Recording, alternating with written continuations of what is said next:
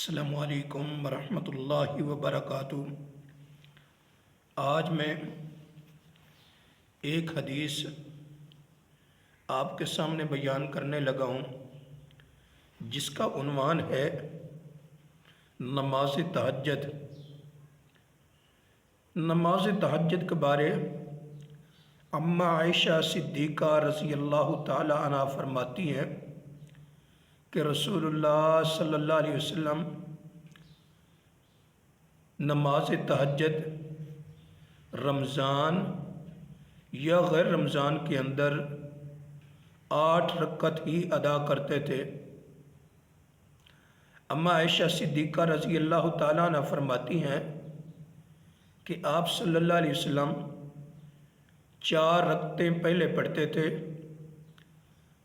اور اماں جی فرماتی ہے کہ ان 4 رکعتوں کا حسن اور طول نہ پوچھیں، یعنی 4 رکعتیں اطمینان سے پڑھتے تھے۔ اماں جی عائشہ صدیقہ رضی اللہ تعالیٰ عنہ فرماتی ہیں کہ اسی طرح 4 رکعتیں پھر پڑھتے تھے۔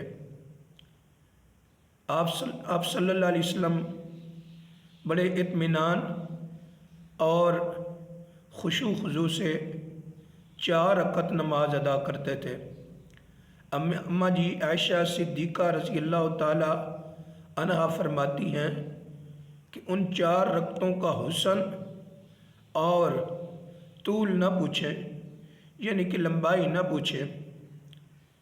اماں عائشہ صدیقہ رضی اللہ تعالی عنہ فرماتی ہیں کہ اس کے بعد آپ صلی اللہ علیہ وسلم 3 رکعت ادا کرتے تھے، یعنی کہ اس طرح 11 رکعت نماز تہجد ادا کرتے تھے رمضان اور غیر رمضان کے اندر۔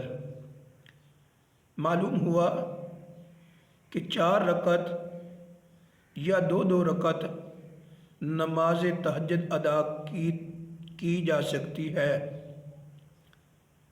اور آخر میں 3 رکعتیں جو پڑھی تھیں آپ صلی اللہ علیہ وسلم نے ان کو طاق کیا تھا، یعنی کہ وہ وتر ہو گئے۔